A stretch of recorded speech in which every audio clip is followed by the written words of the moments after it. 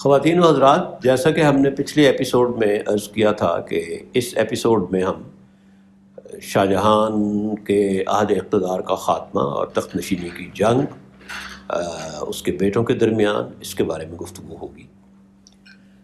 یہ تقریباً 1658 کا زمانہ ہے، اور شاہ جہان بیمار پڑ گیا۔ ایک روایت یہ ہے کہ وہ کچھ ایسی دوائیں کھاتا تھا جن کی ضرورت نہیں ہوتی تھی، لیکن وہ اپنے شوق کی بنا پر کھاتا تھا، جن کی وجہ سے اس کو یہ ریئیکشن ہوا۔ 20 سال پہلے بھی یہ ریئیکشن ہوا تھا، لیکن اس دفعہ اس کو بہت سویر ریئیکشن ہوا، یا کوئی اور بیماری تھی۔ بہرحال اس کی ٹانگیں اور پنڈلیاں اس کی سوج گئیں، اس کی حالت بہت بری ہو گئی، کچھ کھا نہیں سکتا تھا، کئی ہفتے وہ بیمار رہا۔ علاج اس کا بہت ہوا۔ جو بھی اس زمانے میں تو سب سے زیادہ تجربہ کار اطباء تھے، ڈاکٹر تھے، طبیب، انہوں نے اس کا علاج کیا۔ اور دارا کی جو بہن تھی، یعنی شاہ جہان کی چہیتی بیٹی جہاں آرا، ان دونوں نے اس کا بہت خیال رکھا۔ اب اس زمانے میں پرابلم یہ تھا، خاص طور پر مغلوں کے عہد میں، کہ جب مغل بادشاہ غائب ہوتا تھا منظر سے، یعنی ایک تو یہ کہ ہر روز وہ جھروکے میں آتا تھا درشن دینے کے لیے، لوگوں کو اطمینان ہوتا تھا کہ ہمارے سر پر بادشاہ ہے اور ملک میں امن و امان رہے گا۔ تو جب ایک ہفتہ یا 2 ہفتے شاہ جہان منظر سے غائب ہو گیا، وہ دربار میں بھی نہ آیا اور جھروکے میں اس نے درشن بھی نہ دیا، تو ہر طرف یہ افواہ پھیل گئی، خاص طور پر دلی اور آگرہ وغیرہ میں، کہ بادشاہ کا انتقال ہو گیا ہے۔ تو جیسا کہ آپ کو پتہ ہے، اس زمانے میں کوئی جمہوریت تو تھی نہیں، یہ تو تھا نہیں کہ صدر مر جائے گا تو سینٹ کا چیئرمین یا وائس پریزیڈنٹ ہو جائے گا۔ اس کے بعد یہ ہوتا تھا کہ جس کی لاٹھی ہوتی تھی اسی کی بھینس ہوتی تھی۔ تو دلی میں اور ارد گرد کے علاقوں میں جو تاجر تھے، انہوں نے خوف کے مارے اپنی دکانیں بند کر لیں، کسانوں نے ٹیکس دینا سے انکار کر دیا، ملک میں ایک بد امنی شروع ہو گئی، اور یہ بات پھیل گئی کہ شاہ جہان کی وفات ہو گئی ہے۔ اب دارا، باقی بھائیوں کا ہم ذکر کریں گے کہ وہ باہر تھے، دارا ہیڈ کوارٹر میں تھا۔ اس کو اب اس کے سر پر یہ مصیبت آن پڑی کہ وہ لوگوں کو قائل کرے کہ شاہ جہان ابھی زندہ ہے۔ تو 8-10 دن کے بعد یا 20 دن کے بعد کافی مشکل سے شاہ جہان جھروکے میں گیا، لیکن لوگوں نے یقین نہیں کیا۔ انہوں نے کہا کہ بادشاہ تو مر گیا ہے یا مار دیا گیا ہے، اور یہ کوئی اور شخص ہے جس کو شاہ جہان بنا کر پیش کیا گیا ہے۔ مہینہ گزر چکا تھا، شاہ جہان کا بہت اچھا علاج ہوا، اور جہاں آرا اور دارا نے خدمت بھی کی تو اس کی صحت تو بحال ہو گئی، لیکن اقتدار اس کے ہاتھ سے نکل چکا تھا، وہ بحال نہ ہو سکا۔ کیسے، اس کی ہم تفصیل بتاتے ہیں۔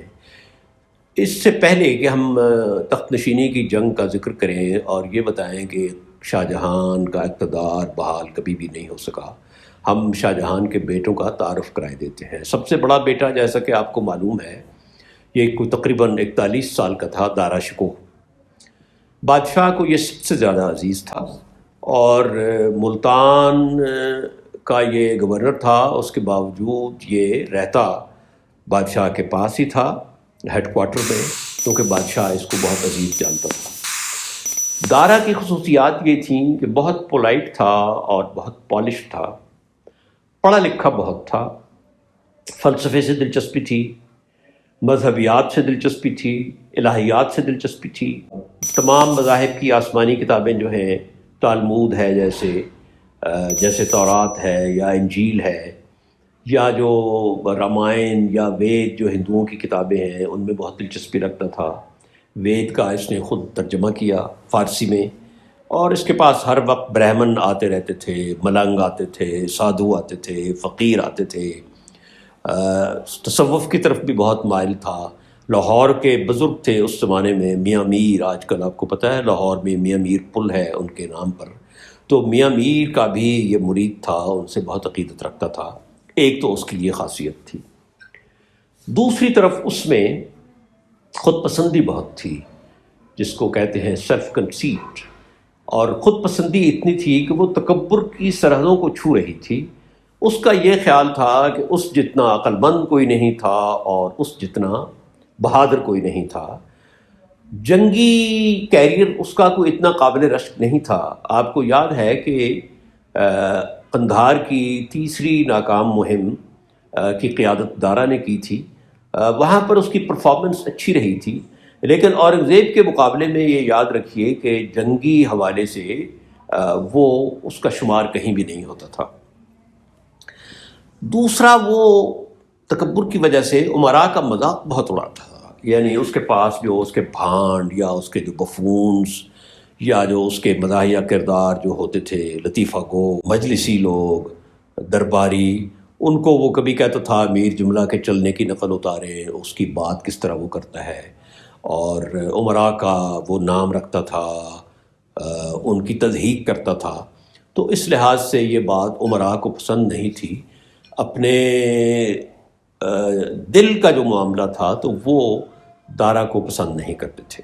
لکھنے پڑھنے کا اس کو بہت شوق تھا۔ اس نے کتاب بھی لکھی، مجمع البحرین، یعنی دو سمندروں کا ملاپ۔ اس میں اس نے ہندوازم اور اسلام کے جو مشترکہ چیزیں ہیں وہ بتانے کی کوشش کی، اور اس کا نقطہ نظر یہ تھا کہ تمام مذاہب ایک سے ہیں، خاص طور پر ہندوازم اور اسلام کو وہ قریب لانا چاہتا تھا اکبر کی طرح۔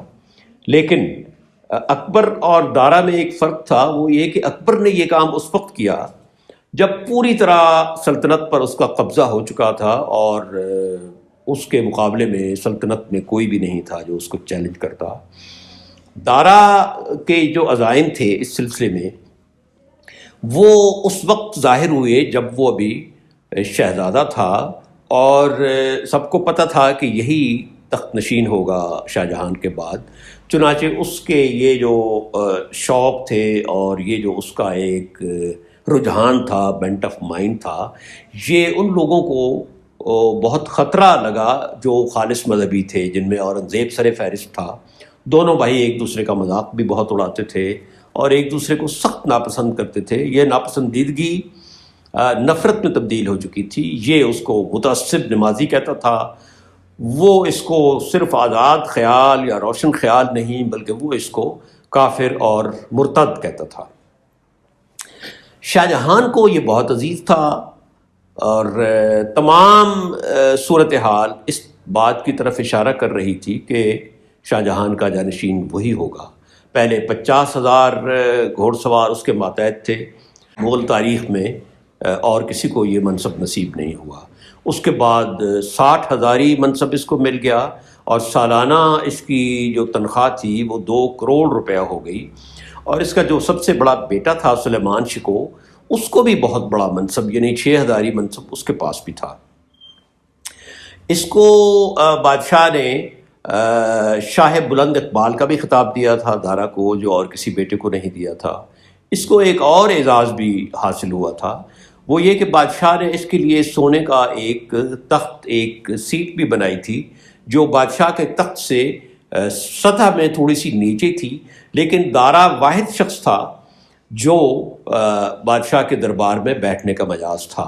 یہ الگ بات کہ مورخ یہ کہتے ہیں کہ وہ بادشاہ کی عزت بہت کرتا تھا اپنے باپ کی، اور بادشاہ کی موجودگی میں وہ اس تخت پر، سونے کے تخت پر، چھوٹا سا تخت جو بادشاہ کے تخت کے مقابلے میں چھوٹا تھا، اس پر کبھی بیٹھا نہیں تھا۔ پھر مورخ یہ بھی کہتے ہیں کہ چاروں بھائیوں میں وہ واحد تھا کہ جو بادشاہ کی موت کا متمنی نہیں تھا اور بادشاہ سے محبت کرتا تھا، جبکہ باقی جو تینوں بھائی تھے جن کا ہم ذکر کریں گے، کہا جا سکتا ہے کہ اپنے آپ کو بادشاہ دیکھنے کے لیے بادشاہ کی موت کے متمنی تھے۔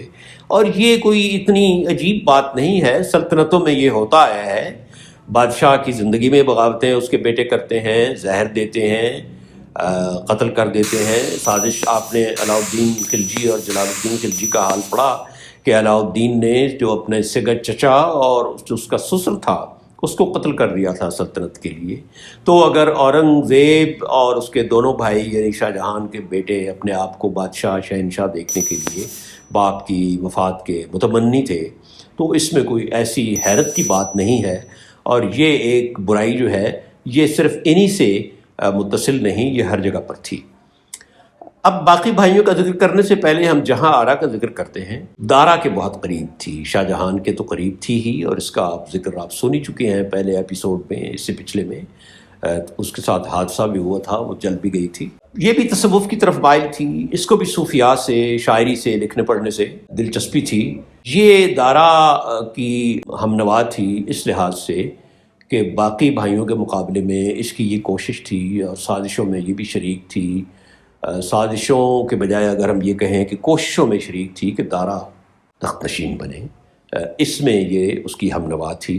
خوبصورت تھی، بہت عقل مند تھی، کاروبار سلطنت میں شاہ جہان کی شریک تھی۔ دوسری بہن جو تھی وہ روشن آرا تھی، اس کے بارے میں کہتے ہیں کہ وہ عام شکل و صورت کی تھی، لیکن وہ بہت چالاک تھی، اور وہ اورنگزیب کی سائڈ پر تھی۔ اورنگزیب کو وہ اندر کی خبریں بھی پہنچاتی تھی، اس کے مفادات کا خیال بھی رکھتی تھی۔ اس کا انجام اچھا نہیں ہوا۔ بعد میں جب اورنگزیب بادشاہ بنا تو اسے یہ شک گزرا کہ اس کا کسی کے ساتھ افیئر چل رہا ہے، تو اس نے اس بہن کو زہر دے دیا تھا، چنانچہ یہ زہر خورانی کی نظر ہو کر ہلاک ہو گئی۔ جیسا کہ ہم نے بتایا تھا، دارا سے شاہ جہان کو بہت زیادہ محبت تھی۔ اس کے مقابلے میں اورنگزیب سے اس کو دلی لگاؤ نہیں تھا، بلکہ وہ اس پر بہت تنقید کرتا تھا۔ اس کو یہ معلوم تھا، اور اس نے یہ کہا تھا کہ دارا خود پسندی کا شکار ہو جائے گا، اور اورنگزیب کے جو اوصاف ہیں، اس کی جو جنگی مہارت ہے، اس میں ایک خاص قسم کی جو رuthlessness ہے، جو بے رحمی ہے، اور ارادے کی پختگی ہے، اور ایک لحاظ سے وہ عزم صمیم کا مظاہرہ کرتا ہے، تو شاہ جہان کو یہ ڈر تھا کہ اورنگزیب دارا کو بادشاہ نہیں بننے دے گا۔ اورنگزیب سے وہ چڑھتا تھا، اس پر بہت اعتراض کرتا تھا، قسم قسم کے، مثلاً اس قسم کے کہ تم نے جو مال غنیمت ہے اس میں سے مجھے اچھی چیزیں نہیں دیں، حساب کتاب پورا نہیں ہوا۔ ایک دفعہ اس نے یہ کہا کہ جو آموں کی فصل آئی ہے دکن میں، تو میرے پسندیدہ آم تم نے مجھے سارے نہیں بھیجے، اپنے پاس رکھ لیے۔